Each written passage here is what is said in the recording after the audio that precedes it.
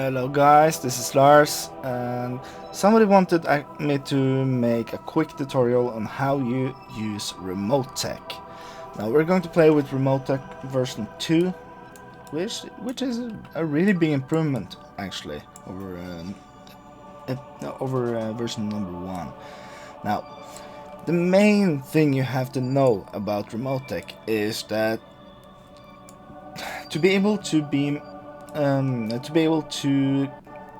communicate with mission control and fly like unmanned rovers or probes or anything, you need a connection back.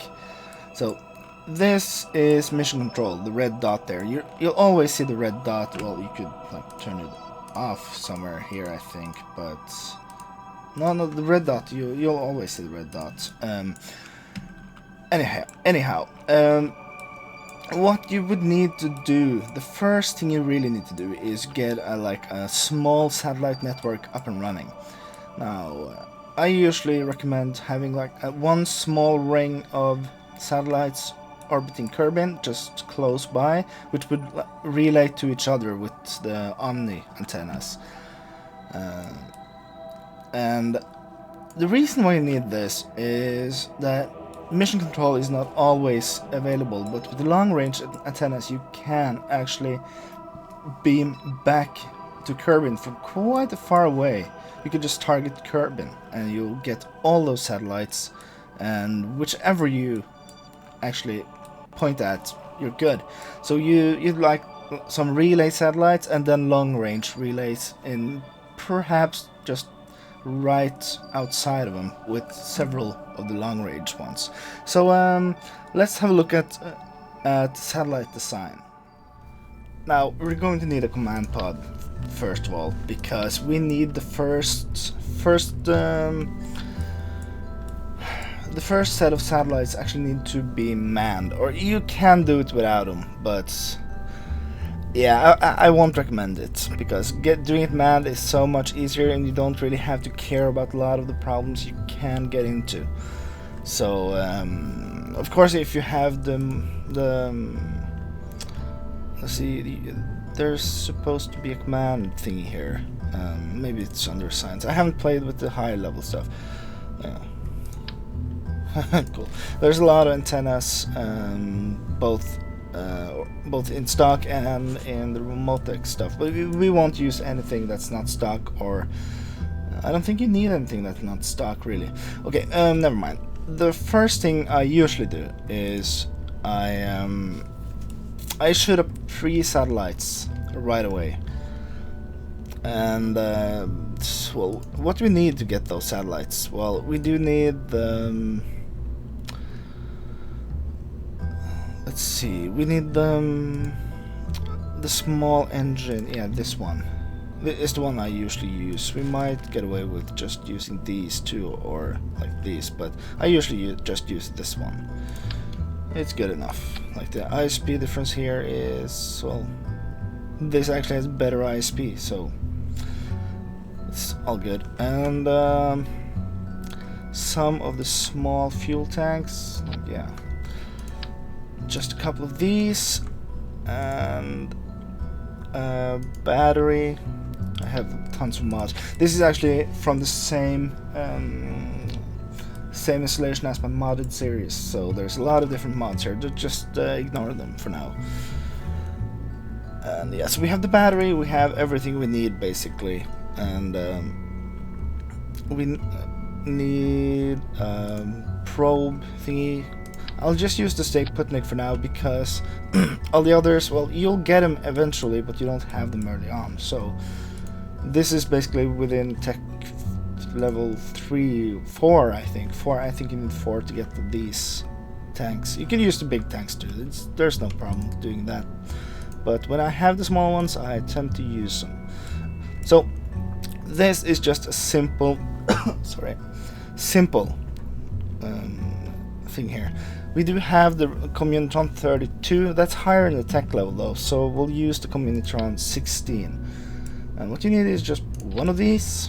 That's all you need to make it a satellite. Now, we do need, let's see,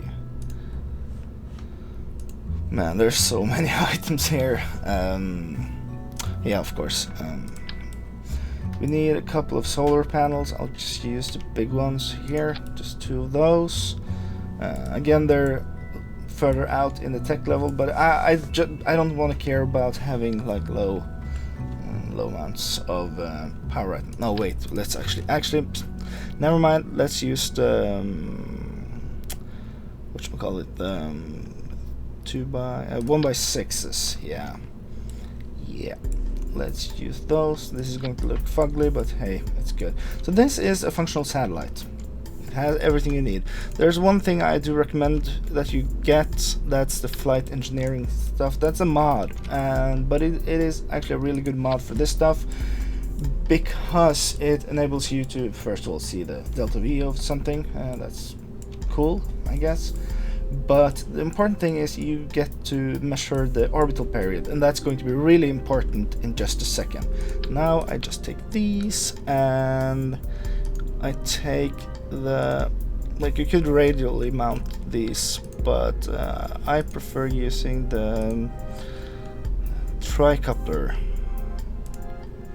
Where is, oh, there's so many mod items, can't find anything. Right, the tricoupler. Now this is huge, of course, so maybe we use one of the converters. I mean, it doesn't matter. Doesn't matter at all. This and perhaps one of these though. Just like this, and we'll put these on 3-way symmetry, and just like this. Now you have the 3 satellites you need to use. And you'll probably just manually decouple these by right-clicking on it. Okay, so I've shot myself up here into a weird-ish orbit, right? So 175 by 300, and that's pretty good. So and now we are still within sight of the, no, we're not. So first round, you basically have to just kind of wait this thing out. And the reason why we have this asymmetric or eccentric orbit is just because, well, we need to. We need to be able to do this while we're still able to see the Kerbal Space Center. Now, we are a couple of seconds away from apoapse. Let's enable this. We'll just activate it so we have contact. Let's decouple one, switch to it, and let's see, activate the engine, and the solar panels should be extended. Now this might not have enough juice to work on the backside of the Earth Eye or Kerbin. I haven't really checked that, or I don't really care. Now we want to get this to a 300 by 300 orbit, and we got it a bit better there. And then when we get it to the 300 by 300, just ish, and this isn't that important, just having that exact, like, this is good. Now we are at 47 3/4 of a minute. That's our orbital period, and that's the important thing. And let's get back before it leaves. Now, because we want to sync them up, that's the things we want to sync. So let's try going another round. I don't think 1 round is enough. But what we want to do is get these around here, so we have more coverage, so we can do unmanned things. So these 3 won't be enough. We need an outer layer too, but this is just to give you the general idea of how this works.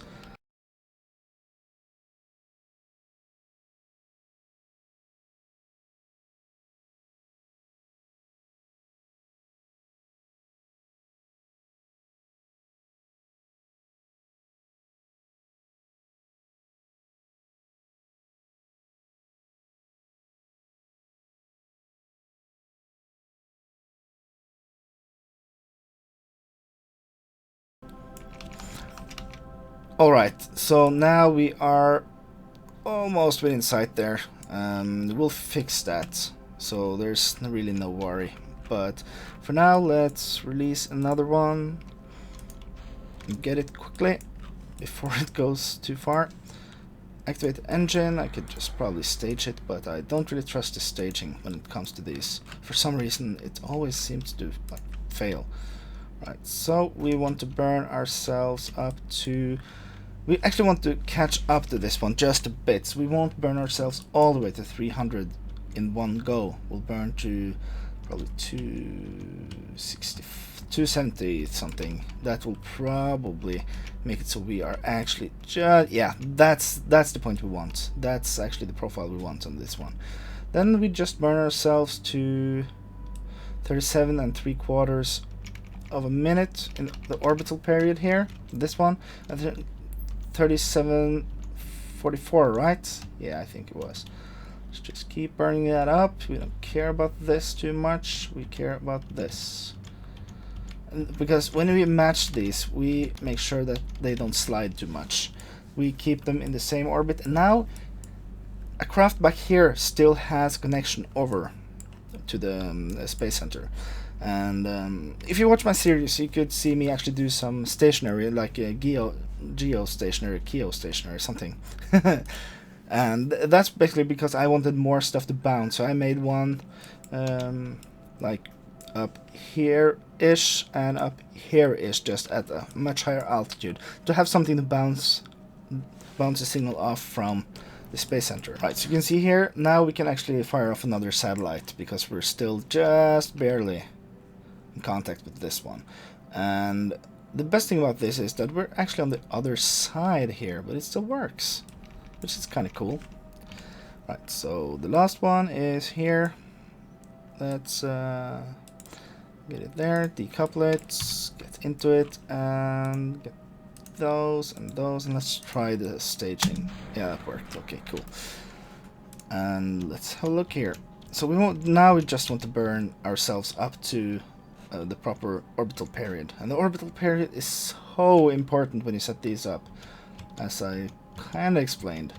Yeah, it basically keeps them in phase, it keeps them in sync, so that you don't get any troubles with drifting. Right, so yeah, that's good enough. Like 1 second every 6 hours, basically. Well, not 6 hours, because, well, 1 second every 45 minutes. It'll take a long while before you need to correct them, and as you can see, we still have like a kilometer a second of velocity change there, so we're good. Now, of course, out here you're still able to bounce off either this one or this one at all points. Like, no matter where you go, you'll still have connection here. The only problem is when they're set up, so this one is over here, none of them will actually see it. They'll get back into connection quickly though, so it shouldn't be any major problems. And the next time we actually shoot one up, we should be able to use the use a probe. So this guy, I should probably deorbit him, but I won't care because it doesn't matter for this tutorial. Now, if you like this stuff, you might actually want to have a look at my hard mode series. You'll find it on my channel, and because I do play a lot with RemoteTech there, and there will be a lot more playing with RemoteTech, which is a really cool mod. So yeah, I'll see you guys around. Bye.